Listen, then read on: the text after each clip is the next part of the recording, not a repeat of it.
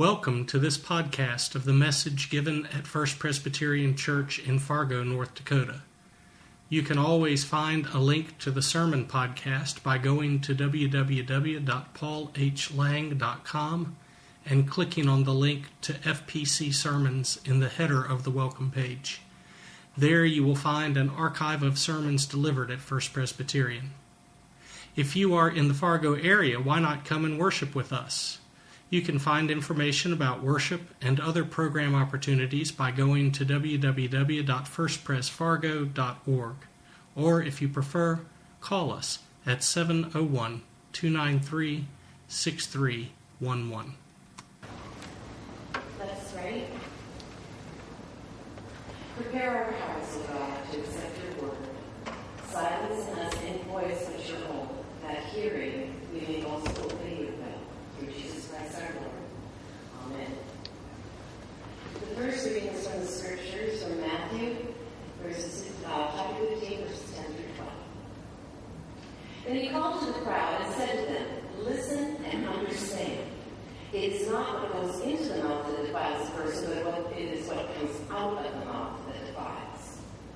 Then the disciples approached and said to him, "Do you know that the Pharisees took offense when they heard what you said?" And he answered, "Every plant that my heavenly Father has not planted will be uprooted. Let them alone. They are blind guides for the blind. And if one blind person guides another, both will fall into the pit." But Peter said to him, "Explain this parable to us." And then he said, "Are you also still without understanding? Do you not see that whatever goes into the mouth enters the stomach and goes out into the sewer? But what comes out of the mouth proceeds from the heart, and this is what defiles. For out of the heart comes evil intentions, murder, adultery, fornication, theft, false witness, slander. These are what defile a person. But to eat bread with unwashed hands does not defile." May God bless the reading and hearing of this portion of the Holy Word.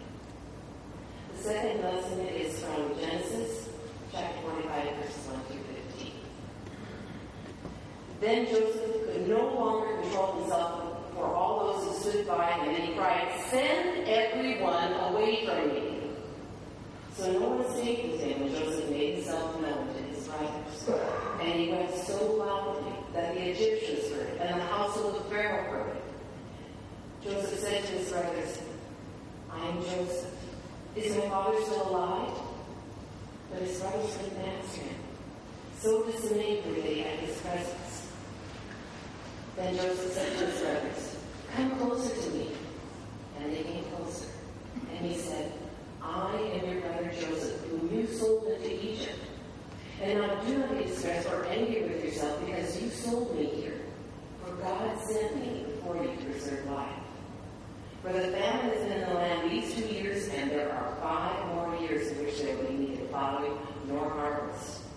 God sent me before you to preserve for you a remnant of earth, and to keep alive for you many survivors.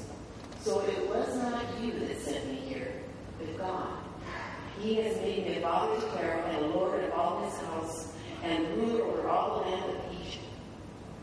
Hurry and go up to my father and say to him, 'Thus says your son Joseph, God has made me Lord of all Egypt. Come down to me and do not delay. You shall settle in the land of Goshen, and you shall be near me, you and your children and your children's children, as well as your flocks, your herds, and all that you have. I will provide for you there, since there are 5 more years of famine to come, so that you and your household and all that you have will not come to poverty. And now your eyes and the eyes of my brother Benjamin see that it is my own mouth that speaks to you. You must tell my father how great and honored I am in Egypt, and that all that you have seen. Hurry and bring my father down here." And then he fell upon his brother Benjamin's neck and wept, while Benjamin wept upon his neck. And he kissed all his brothers and wept upon them. And after that, his brothers talked with him. The word of the Lord. Thanks be to God.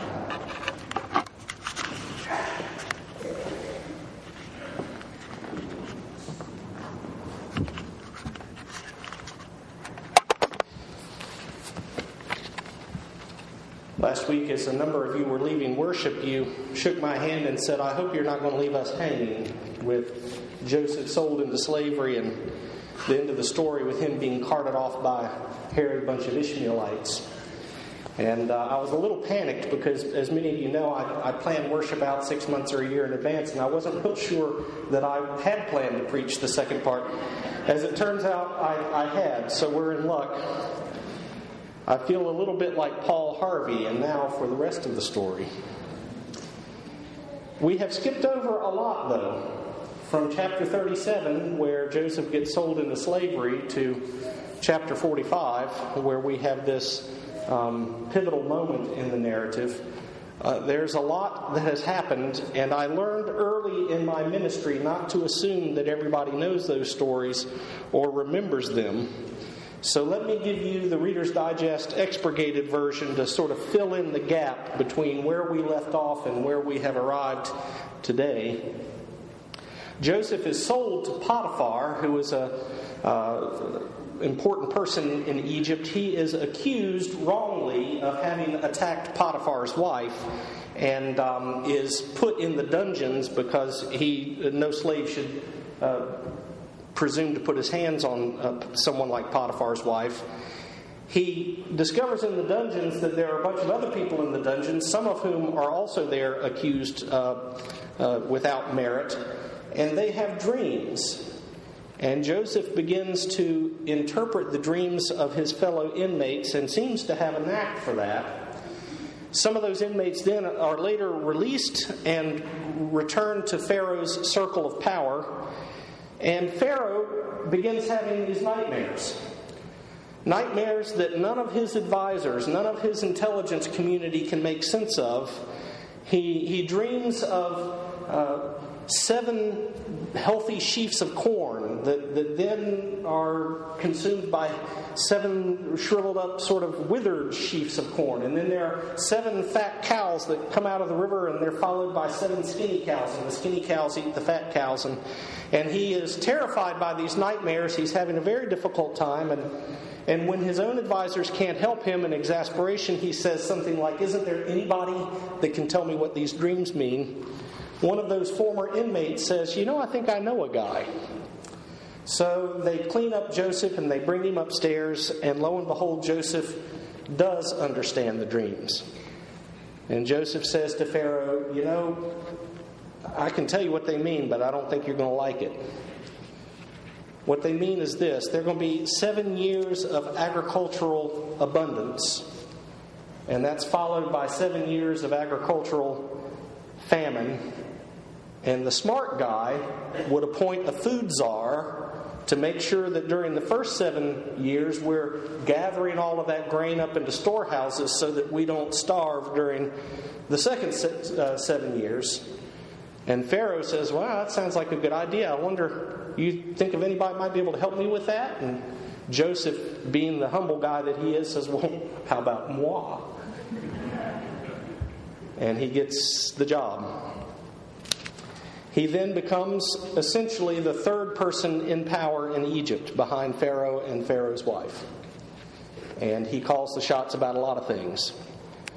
And the things that he interpreted about the dreams come true. They have a long period of abundance, and then they enter into the years of the famine. Now, meanwhile, back home, these brothers don't know the portent about the 7 fat years and the 7 lean years. They don't know because they betrayed their brother and thought they'd killed him or sold him into slavery. They got rid of the dreamer. And by getting rid of the dreamer, they got rid of the capacity to know what was coming.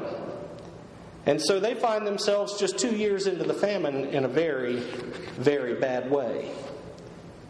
And so Jacob sends these sons to Egypt because the word on the street is that Egypt's got food and to spare. And they get down there and they meet Joseph, but they don't recognize him. It never occurred to them that the little brother that they sold away had now become what Joseph has become. And there are some shenanigans between Joseph and the brothers. I'm not going to go into all of that, but he tricks them a couple of times. And then in chapter 44, Judah makes an impassioned disclosure about what they've done and about how desperate they are. And that moves Joseph to say to all of the people in the court, everybody get out but these petitioners. And that's where we pick up today's story. This story, this little page out of that long novella that started in chapter 37 and goes all the way to chapter 50, today is the moment. It's all aimed at this moment with Joseph and his brothers. Now we see finally what is going to happen to this dreamer and to the dreams that he had in chapter 37, which, as it turns out, actually did herald Joseph's ascendancy over the family. This disqualified son, this one who was to have nothing, now is the one who holds all of the power of life and death, power of poverty and prosperity, power to save the family. And the big question in our minds and in the brothers' minds and in the narrator's mind is, what is he going to do with all of that power? In this moment where he's finally got these brothers who've betrayed him so wickedly in his hands, will he return evil for evil? In answer to that story, we get verses 4 to 8. I'm going to read those again to you. These are pivotal moments in the story. Joseph says to them, I'm Joseph. I'm your brother. Do not be distressed or angry with yourselves because you sold me here. For God sent me. God sent me before you to preserve life. For the famine has been in the land only 2 years. There are 5 more years coming. Verse 7 again. God sent me before you to preserve you, a remnant on the earth, and to keep alive for you many survivors. Verse 8. So it was not you who sent me here, but God.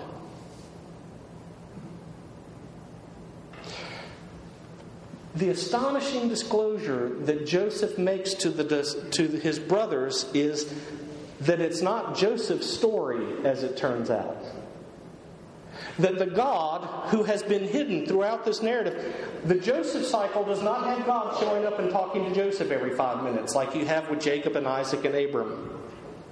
The Joseph narrative is a narrative in which the workings of God are very hidden. They happen behind the scenes. You're not even sure that God is a part of all of this. And the disclosure of today's text is the realization that God was in this all along. The God, and that because God was in this all along, these brothers do not need to be distressed. They do not need to be dismayed. They do not need to be preoccupied with their betrayal. Because the God who has been in this all along, unbeknownst to them, is the kind of God who preserves life. Is the kind of God who even provides life for sorry, wicked, hateful brothers who betray others. This is the God who, metaphorically here, brings Joseph back from the dead, and who later we as Christians will acknowledge is in the business of bringing the dead back to life. As it turns out, God is the principal actor in the narrative. And not just an actor, but an actor for good. I'm put in mind of John Calvin's definition of faith. Faith is coming to a sense of confidence that God is benevolently inclined toward us. That's what faith is in Calvin's theology. Is coming to a sense of confidence that the God we worship is not just God, but a God who loves us, who is benevolently inclined towards us. God is one who is at work in all things, even the tragedy of an ugly and harsh betrayal, of broken relationships, between brothers and about all, and in all of their terrible choices and the tragedy that follows as they try to deal with their jealousy. It is, in the end, a story about God's providence, about God's capacity to take something that is unambiguously bad and to make something of that unambiguously bad thing something that at least holds potential for redemption and goodness. And so we're left to wonder about the work of God in our own messy lives. A work that might be happening in hidden ways and for long periods of time. We've got a long period of time between the betrayal of Joseph and this moment of reconciliation. And the question for people of faith, as all of us make our way through these messy lives and the long periods of time where we are trying to discern, is God with me in this or not, is to ask the question, how will I cope in the presence of all of my unfinished business and my currently unfulfilled dreams? And as I walk through the wreckage of my many broken and partial relationships, how is it that God will be with me in that? And it seems to me that sometimes people of faith have to learn the difficult task of waiting. Not waiting passively. Not waiting saying everything depends on God. That's too cheap. But waiting passionately, knowing that the God we love can be entrusted to be with us in the midst of our discomfort, that God is working something in our lives that perhaps we cannot see, but that we can hope and believe is going to be good. To wait passionately because we know that God has given into our care real responsibility to help make things different and better. You will notice in the narrative, particularly if you go back and read those chapters between 37 and 45, that Joseph did not sit idly by and watch life happen to him. He was engaged in the task at hand, whatever that task might be. If the task was to sit in prison, he sat in prison. If the task was to help preserve life through the gathering of the grain, he got busy building storehouse cities. Joseph waited, but waited passionately, engaged in his life. And it seems to me there is wisdom there for you and for me too.